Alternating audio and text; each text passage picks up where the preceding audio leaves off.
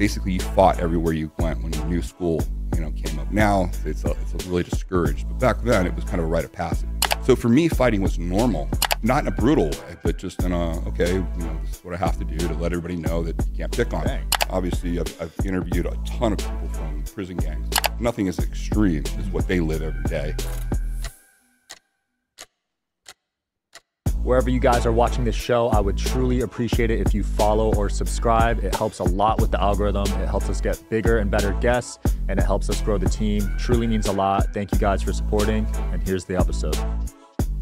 All right, guys, self-defense expert Tim Larkin in the building. Your hands are registered weapons, right? Oh, yes. Yeah. That's what the Wizard of Oz told me, and from there I was like, yeah, he's coming on the podcast. The worst is when you're in this business and people try to describe you. They always will say something like, "Oh, he can kill you with his pinky. He can do," which immediately sets people off. And then they don't want to listen to you. What got you on this journey of self-defense? Was it a moment in your life where you were like, "Wow, I need to be able to defend myself"? I think it was. I was a Navy brat. My dad was a naval officer, and we moved from city to city. Originally born in Boston. Mm-hmm. My grandfather was a huge influence. He was from originally South Boston. His grandfather ran, if you watched anything like Boardwalk Empire, he ran liquor with the Kennedys. My great-great-grandfather. Wow. And so my grandfather was there. They owned pool halls. And then my grandfather kind of went legit, and he did real estate and insurance. But he still had those roots. And so he thought it was really important that boys knew how to fight. Taught me at a very young age how to box. But he said a really interesting thing to me. So I remember I was probably 6 years old. I'm down in his basement. That's where my cousins and I would always go and fight. Yeah. And I don't think our moms knew what the hell was going on. Fight club down there. Yeah, basically it's a little fight club. But my grandfather stopped us at one point, and he loved boxing. And he'd always say, "Boys, such a great role, and this is, here are the rules, and this is what you do." But then he'd stop, and he looked at us, and he points to the window, and so we're in a basement, so he pointed up to the window, and he goes, "But out there," he said, "if anybody tries to hurt you," he started showing us different things. It had nothing to do with boxing. It had to do with truly hurting people, injuring them, specific areas of the human body. Because he said, out there, there are no rules, and you have it. And as young kids, we didn't really know kind of what he's talking about, but that was his experience. His experience was he dealt with criminals, and he dealt with people that truly just wanted to, hurt you. Beyond repair, and so that was his approach. Right. So that as a young kid, that got me thinking about that. I've always found the extreme end of self-protection the most interesting part. I mean, the situation where your life is on the line. Combat sports is fantastic, and I love combat sports. I'm a huge fan. I have a lot of friends that are in the UFC. The trainings are fantastic, but for me, the interest was always the criminal aspect of things, and what do you do when somebody truly just wants to kill you? Right. And, so that was a journey that, as I went from city to city as a young kid, back then, basically you fought everywhere you went when a new school, came up. Now it's really discouraged, but back then it was kind of a rite of passage. Wow. So for me, fighting was normal coming up. Not in a brutal way, but just in a, okay, this is what I have to do to let everybody know that you can't pick on me. It's like jail almost. It was a version of it, and it's so funny because since then, obviously, I've interviewed a ton of people from prison gangs. Yeah. And it's interesting kind of similarities of what I was brought up. Nothing as extreme as what they live every day. But yeah, pretty much. My relationship to violence was very different. But it was never from a process of thinking violence was good or bad. It was the subjective tool that you can use. And I noticed the people that knew how to use it and were not criminals lived a much more peaceful life, and they were not harassed. My mentors, the people that I always admired, were these guys who always could take care of themselves, but there's just something about them that most of the time another predator would just leave them alone. Wow. And I always wanted to be that guy. And so that kind of got me as a young man on my journey. And then the last place that my father was stationed was San Diego, California. And we had Navy housing in Coronado, California. And my backyard literally backed up. I had a chain link fence. There was a little highway called the Silver Strand Highway. On the other end was basic underwater demolition school, the SEAL teams. And so at 12 years old, I didn't even know these guys existed. Now everybody knows about the teams. but back then nobody knew about them. And I couldn't believe there's this job that you got paid to jump out of airplanes, blow things up. And so as soon as I found that out, that was what I wanted to do in life. And my parents were not happy. They wanted me to be a traditional, naval officer. And back then it wasn't it was discouraged to go into the SEAL teams back then because there really wasn't a career path for it. But I was fascinated by the job, and I just decided that's what I wanted to do. And so I got a scholarship, went to college, and went into naval special warfare and did very well in my training. I was 2 weeks away from graduating, and I had an accident underwater where I blew my ears really badly to the point to where I couldn't pressurize dive. Wow. Today they could heal me, but back then they didn't have the technology. That's my seminal point. For me, it was twofold. One, it ended the career that I thought I was going to have and switched me into another career, still in special warfare, but I was an intelligence officer. And I worked with everybody after that. And I was a very junior guy in a very senior command, and I got to work at levels that nobody my rank ever should have done. Like you were the youngest by far? Yeah, by far. And we had modified grooming standards sometimes, so meaning I could look like a civilian. And we traveled places, and I was probably my position that I had because we had just created in the military. We had just created the Naval Special Warfare Command, part of U.S. SOCOM. Didn't exist before. Wow. But '87 it existed. We had trailers, while they're building everything, and we were undermanned. And so they pulled me in and gave me this position I had no business having because they didn't want to take a guy who was fully functional and could dive. We were so shorthanded. Right. So it was a huge opportunity. And as I said, I thought, oh, my life's over. Everything I want to do, I can't do. All my friends are going on and doing these amazing careers. Well, that command changed everything. Number one, what I want to tell everybody is when I blew my ears underwater, I had been leading everything in the class. I was going to be the anchor man. My team won Hell Week. We did all the things that are physically challenging. What was amazing was this was the first time in my life I had been hurt. I had been, been cut before and everything. But this was the first time that I couldn't just will my way through something. This was a true injury to the human body where I lost control of my body. I went into vertigo underneath there, meaning where you lose all your sense of balance. Wow. I was very lucky that I didn't, drown and that I was able to get up. They said when I hit surface, I'd pulled myself up by the anchor line. My head was slapping against the water, bleeding. Jeez. And when they pulled me out, I had no, understanding of where I was. Wow. So that was true injury to the human body. And what's interesting is that turn in my life is really what I teach people. I teach people how to exploit injury to the human body to save their own lives.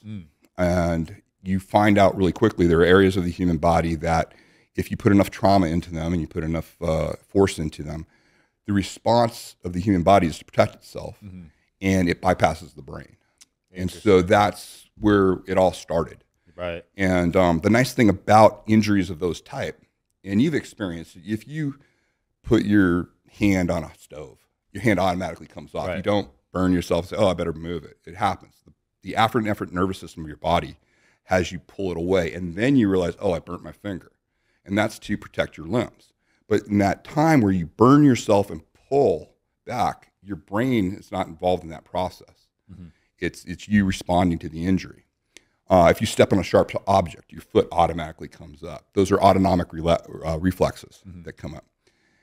And that's what we noticed back then was if we taught a system that exploited these protective measures of the human body, you had a really good chance of bypassing bigger, faster, and stronger.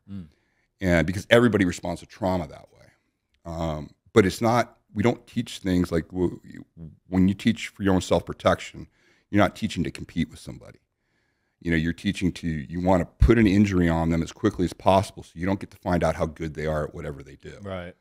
And so that's kind of how I got to where I was. And we did this originally I was at Special Warfare Command with the teams, and they were looking at redoing hand-to-hand combat. And that's how I originally got into it. And then was it outdated at the time? Their methods? Yeah, very much. We hadn't looked at it. You got to remember, back then, when I was at this command, the Berlin Wall came down. And so up until then, we were working the Soviet problem. And so at that, the mentality of it was, if you're looking at hand-to-hand combat, you've screwed up. Right. You know, we're talking about, you know, the Russian wave coming and all this other stuff. And we really hadn't looked at it since Vietnam. And so what happened was the wall comes down. Soviets, we realize, are going to go away, as they are. Russia will still be around, but the Soviet Union itself is not there. And we're going to go back. These guys, these legends of the SEAL teams that I was assigned with, and I had no business being there, they immediately recognized what was going on. Most of them were Vietnam vets, high combat guys. The admiral, I will say at the time, grabbed his best people. And they realized, hey, we got to relook at hand-to-hand combat. We're going to start putting hands on people again. They predicted all of the warfare that we now see, like in Afghanistan and everything. First, we all knew the Balkans were going to go off, and that's where Bosnia-Herzegovina went off. And they knew that we had to change our tactics. And one of the things they wanted to look at was hand-to-hand combat. I just happened to be in it. They liked me. I had a martial arts background growing up. Obviously, I told you, my fighting background. I had no experience as far as warfare or anything, but they liked me. And so they included me in this pilot program where they were looking for something. And we came across a guy who was from the Vietnam era. He was an Army guy, which is really funny that the SEALs looked at an Army guy. And he did the tunnels. He was a tunnel rat. And so he understood intimately hand-to-hand combat. And they met. We did a pilot program, and that ended up being the beginning of what I teach, which is target focus training. Nice. And speaking of target focus, so let's talk about some parts of the body. So like I play a lot of basketball, right? Right. Sometimes things get heated. One time this kid squared up with me, and I had to make a decision whether to fight him or not. You know what I mean? Right. So in that situation, what parts of the body should I have targeted? That's a different way of looking at it, because it's going to be whatever's available to you. Is to answer your question right away, the best target is the one that you can get to. So there are a variety. There's about 120 areas on the human body that get a response like we're talking about, meaning if you put trauma into that area and the trauma is high enough, you will get an autonomic response. Wow, 120. Yeah, approximately there. No, we're talking everything from high of, say taking somebody's eye and blinding them to hitting them in the solar plexus where they're going to recover from that, or nerve strikes that you're going to do that will deaden an area. But all things being equal, they'll come back. So the trauma will vary, but the response will always be the same, meaning it'll give you time. Right. And that's really what we want out of an injury to somebody is I want time to be able to stack injuries on somebody until they're non-functional. But, for basketball, I've got a lot of great ones where when I say great, it's just great information. Yeah. I remember there's one where LeBron's going up, and I forgot the other player, but he came up and he threw his elbow up. Draymond Green, probably. Yeah, he got him right in the throat. Yeah. And, most of the time you think, oh, LeBron's faking it. No, he wasn't. LeBron was not faking it this time. He went down. You saw what the response was to the throat, and he was very lucky that he was able to recover from that. Other time, there's a New Zealand basketball player that was there, and a guy went to grab the ball and ended up taking his eye out. Damn. On that. Yeah, basketball provides a lot of information on broken joints as well. Guys going up to recover, and they come down on their ankle incorrectly. Right. So you see how the body responds to trauma. There's two ways, there's two forces that we're interested in for a human. We're interested in injuries. When you look at injuries, we look at sports injury. And the reason we look at sports injury is because those are injuries that happen with humans colliding with humans or humans colliding with the ground. And those are the forces that you and I can replicate. And so sports injury data is like your Rosetta Stone to the human body. Right. Because the same areas of the human body keep showing up all the time. And so that's what you focus on. Yeah. When it comes to fighting someone with a weapon, is that something you teach, or is it mainly just hand-to-hand? Yeah, the assumption with what we teach is your opponent, you're going to be first facing multiple attackers. We always assume it's going to be multiple attackers. We assume they're going to be bigger, faster, and stronger, and we assume they're going to be armed. Got it. With someone, because that's really your baseline for once we step outside here. In a controlled environment like a competition, all that's taken out. And I have to be very careful when I talk about competition sports, combat sports, and violence. It's a very different thing. One is not better than the other. In fact, some of my best student clients over the years have been guys from the MMA world. And and they're great. I couldn't do what they do, especially, I'm well past my competitive years. Right. But they come to me because they say, hey, Tim, I'm not really sure when a knife comes out. My brother was robbed the other day, and I didn't have any good information to give him. And that's where I can help out with people. But the main idea is really, it comes back to the same thing, putting an injury on somebody and taking the brain out of the equation, because the brain is what allows you to operate everything. It operates your body weapons, and it operates that tool. Right. So if you can get somebody in a reactive state through an injury, you really don't have to worry about what they have on them. And there's tons of video data on all of that, that you'll see where all of a sudden an armed guy gets injured, and all of a sudden that tool that he has, be it a firearm, club, or a knife, is useless to him during that injury time. Right. And people that really understand that. The alpha predators truly understand that.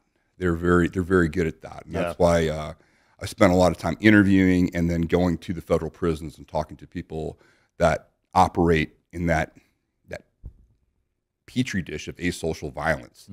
I don't glorify those people, but there's a lot of great information that you can learn. And one of the great information is a lot of these prisoners have great situational awareness, which is something you teach. So what are some signs to look for if you feel like you might be potentially in danger?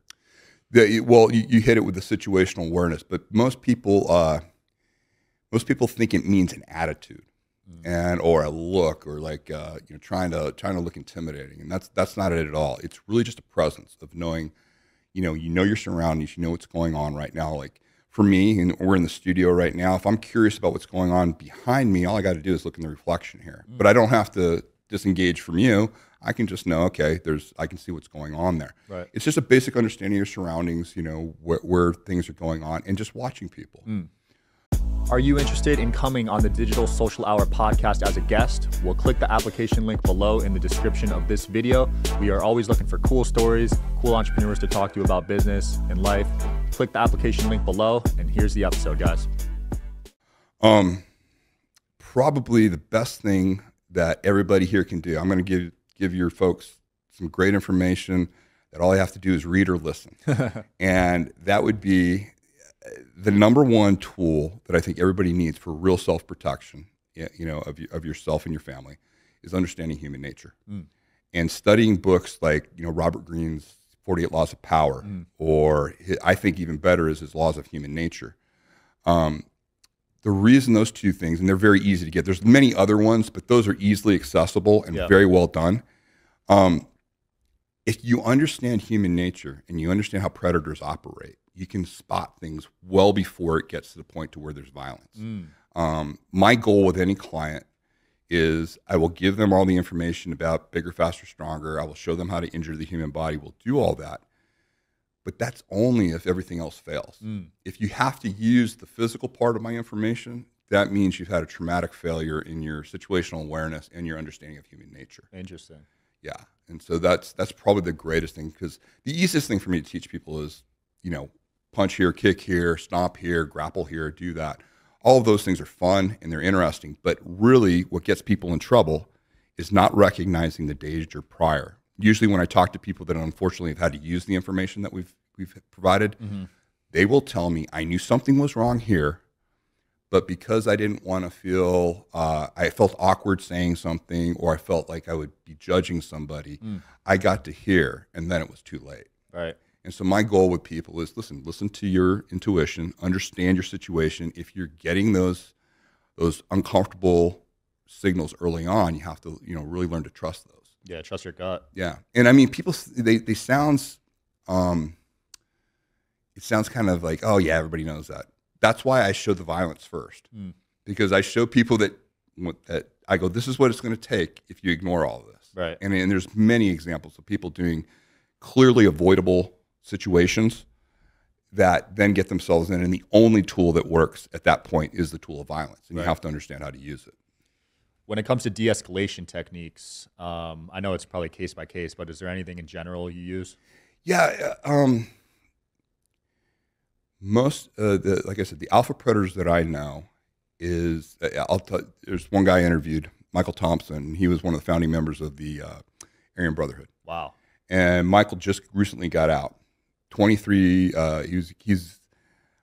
He says he didn't do all of them. But 23 murders in there. Just a formidable, even in his 70s, it's a formidable human being. Wealth of knowledge. And he always talks about the idea of, he said, we have a thing of warm smile, cold heart. And what he means is your outward appearance, you don't want to let anybody feel like you are a threat in any way, shape, or form. You don't want to feel like you're a pushover. But to me, with my presence, you have to say, what is your body type? You know, how do you present to the world? Well, to me, especially at this age, I present as kind of an old meathead, you know, a gym guy and stuff, and just kind of nice. And people always think, oh my God, you're so nice. You're this, you're that. It's exactly what I want people to think. I don't want them to feel threatened. I don't want them to feel like I'm aggressive in any way, shape, or form. Because if I need my information, I want it to be a complete surprise. Wow. In that situation. And you conduct yourselves that way. One of the early lessons I got in that was from a SEAL team friend of mine. And he was on the unit that used to be called SEAL Team 6. And back then, everybody else in that unit would dress as like a biker. You know, they all had long hair, they drove Harleys, they did the whole thing. And they're intimidating bunch of guys, but you pretty much knew if you're in the Virginia Beach area, you pretty much could pick out who these guys were. Right. This guy, he drove a Volvo. He had round glasses. He wore 3-piece suits. Wow. And he would carry a briefcase, but he would also carry a valise for like suits. And in that was his sniper rifle. Wow. And he was probably one of the best snipers at the time that the SEAL teams could produce. But what was more valuable about this guy is he could blend in anywhere, and you would never know.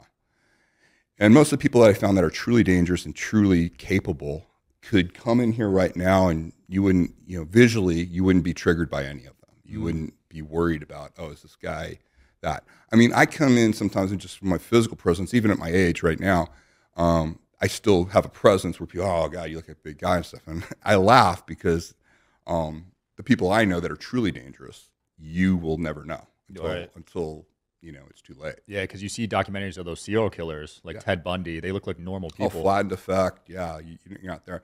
And they understand human nature also. They want you to feel very calm. Most of the times, true predators are truly engaging. You know, they will make you feel great because they'll get right in, but they have no problem, you know, jamming, you know, a knife into you. They look at it the same way you and I would look at, you know, going and ordering a drink at the bar or something. You know, to them it's just no problem. It's a means to an end, and they know how to deceive you to get that. Exactly. And one of the guys you interviewed was Sammy the Bull, right? Oh yeah, Sammy is great. Sammy was great in the fact that he truly understands human nature. And when they took over, originally, he and John Gotti took over, Sammy was really the person that set everything up. Right. And he talks about, out of the gate, we had to be incredibly violent. As soon as they killed the boss, you know, they got Paul Castellano, they killed a lot of people. Right. They took over, boom. But Sammy then understood, he goes, hey, we cannot rule by violence only. We have to understand, we have to make sure that these guys make money. So he went out of his way to build a network of guys that they were rewarded for making money. They had very strict standards at that point and everything. But it was a really an interesting use of violence. And if you look at violence, the use of violence in history, the Mongols did this, everybody else. After the violence is really where you have to have control. And that's, again, understanding human nature is critical. Right. Sammy really understands human nature. Now, granted, I'm not condoning anything that he did. Yeah. But he truly understood how people operate. Yeah. He talks about a situation where money was lost in an investment. And the other guy said to him, and it was a civilian that he was investing with, meaning not a guy that's in the mob. Oh, interesting. And the other guys, when they found out that they lost money on that and that they actually owed this guy money, they go, Sam, what do you do? Screw him. He doesn't need any cash. And Sammy knew right away. He goes, nope. He goes, I'm going to pay him in full. It wasn't his fault. He goes, I need to be able to do business with him forever. And so, again, we make these assumptions that predators are knuckle draggers, right, and they're stupid. And what you find out is the people that are at the highest level of and that can use true violence are usually wildly intelligent and very judicious in how they use it. Yeah, to be able to make it in that life, because most of those mob guys end up dead or in prison for life, and he was able to make it out. Yeah, he was, and he went through. he's mentally tough and stuff. And it sounds like I'm glorifying him. I'm not, it's just what I try to do when I look at individuals like this. I say, where's the good information for us, for law-abiding, normal people? Right. These guys survive in this world, and we are not going to operate in a criminal environment. But what can we take from that environment where if you make a mistake there, you die, or it's critically bad, right. Information. Those skill sets given to a normal person are wildly valuable when you need them. And, I've been doing this almost 30 years now, and I would say the biggest return I get from people is when they call me up and they say, hey, Tim, prior to taking your training, reading your book, whatever, the old me would have done this in this situation. But because I understood your information, I did X, and I didn't have to deal with it at all. Wow. I got myself out of there. It's always great when I hear people, like when I train my military guys and my law enforcement people, and they tell me about, we successfully used this in our mission and blah, blah, blah. That's great feedback. I expect them to do well. They signed up for it. It's when you can help somebody who never should have to experience violence navigate those waters and successfully not have to use violence and still, be intact and everything's great. That to me is way more rewarding than hearing from, one of my, commando teams or one of my operators. Absolutely. Being able to help people like literally save their lives must feel incredible, honestly.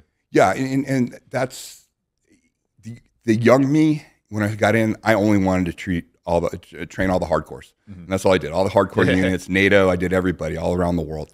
And that was fun and it was great. But it was the one that got me was I trained a doctor. He was a brain surgeon, believe it or not, a true brain surgeon. And I got a letter. Now, this is back, and you can tell how old I am. I said I've been doing it for 30 years. This is actually a handwritten letter that I received.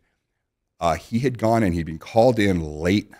He was, I believe it was Cincinnati, into to a young 8-year-old kid had, I believe, a tumor or some sort of a hematoma that had to be operated on immediately. The kid was going to die. Doctor driving in the middle of the night. It was probably, I think it was early morning hours that he came in. Parks in, it's an inner city Cincinnati hotel or hospital. Yeah. Drives in, and as soon as he parks his car in the parking lot, he gets attacked. 2 guys come out of nowhere. The first guy had a knife, and he comes up. The doctor, he saw right then, he goes, Tim, it was just like you said. He goes, he saw the radial nerve, in the guy's arm. He struck it with his ulna bone as hard as he could. He kicked the other guy into the groin. He dropped. The guy that he knocked the knife out ran off. The guy on the ground tried to do something else. He then kicked him, knocked him out. Now, this is a man who is probably about 155 pounds, very, not a built doctor, but he understood the situation. He goes in, performs the surgery successfully, comes out, cleans up, and the first thing he did was he sat down and wrote that letter. Wow. He said, I just want you to know, he goes, you saved 2 lives. You saved mine, and you saved the kid that I saved. And that changed my whole perspective on everything. And I said, this guy here he is going in to save a young kid's life. Yeah. And he experiences violence. And because he got some good training and he understood what was going on, thankfully, he was able to get himself out of it. That's incredible, man. Yeah. 8-year-old kid. Yeah. And those are the kind of things. I mean, my customers that have clients from over the years, a lot of them share stories. There's horrific things of violence that happen to them. That and they come to me after the fact, and I can't undo what's already been done. Right. That's why I love doing podcasts like this and getting out to people. I'm hoping, normally, if you don't know my name, that's a good thing. Normally, 70% of my clients come to me after the fact. Something's already happened to them. As far as my civilian clients, come to me after the fact. Only 30% are proactive and get some information or training prior to an event happening in their life. So by doing things like this, I'm hoping I'm reaching a lot of the audience that hasn't had anything happen. Yeah, it's better to be preventative. Yeah, and especially, we got a crazy year coming up now. Election year, there's going to be why we're in the state we're in right now. We can all talk about that, but it's crazy, and people are really triggered and overreacting, and violence is a lot more common. It seems like it, yeah. Seems like it's making a comeback. So understanding it, it's a really great time to understand it, and if you understand the tool, and again, I don't want everybody to like a lot of people, what they'll do is they'll look at like a UFC event, or they'll see on social media, they'll see all the combat sport athletes doing these amazing things, and they're going, oh my God, I don't have the time, nor do I have the skill set. So therefore, self-defense or self-protection is not an option to me. Right. And that's not it at all. That when you see those competitors, they're amazing at what they do. But I try to compare it to CPR. A doctor is not going to look at somebody that takes CPR and laugh at CPR. It's for a very specific thing. Now, you're not going to be a doctor, you know. Most people, if they put a little bit of time into good self-protection information, they can avoid 99% of the potentiality for violence coming in their life. Wow. You know, now they're not going to be a world-class competitor in combat sports. It's a completely different skill set. The way to look at that is if I had a class of like 40 people right now, and we brought in a beautiful big slab of Italian marble, and I brought in the best sculpturing tools that there are for each person. And I said, listen, nobody leaves today until you recreate Michelangelo's David. Well, those folks could be there 1,000 years, and they'll probably never be able to do that. Right. Okay, that is becoming a high-level combat athlete. But if that same crowd looked at that thing of marble, and I brought in 40 sledgehammers, and I said, nobody gets to eat lunch today until this is a pile of rubble, it would suck. They wouldn't like it, but they'd all grab a sledgehammer, and they'd be able to reduce that into a pile of rubble. Yep. That's what learning the tool of violence is. It's available to everybody. If it wasn't, you wouldn't have a lot of these criminals who are so good at it, because they're not good at it because they train, you know, religiously. It's because they understand and they have no compunction about, you know, grabbing a hammer and hitting somebody in the back of the head. Right. You know, and once you understand why that works, you would never use it for the criminal application of use of violence. You would sit there and understand it. But if you needed it to protect yourself, now you have really great information. Absolutely. So the way I try to tell people is there is no such thing as self-defense. Self-defense is a term. It's all violence. How you use the tool determines whether or not it was judicious. If it was judicious, the courts will rule, hey, this is self-defense, and you'll be fine. If you criminally use violence, well, then you're going to be in this system and you're going to have to deal with that. But it's all the same. There's just violence. You know, people get caught up. I want to learn self-defense. It's like, no, you don't want to learn self-defense. You want to learn how to use the tool of violence. You want to know when it would ever be applicable. You know, that's the big challenge. Is what is a threshold to where this would ever be allowed, and then what works in that situation. So you have to make sure that you have both of those covered when you're training, you know, good people. I love it. Tim, it's been so valuable, man. Where can people find out more about you and your trainings? Yeah, you can get me. I'm on all the socials. Probably the best place to start is surviveviolence.com.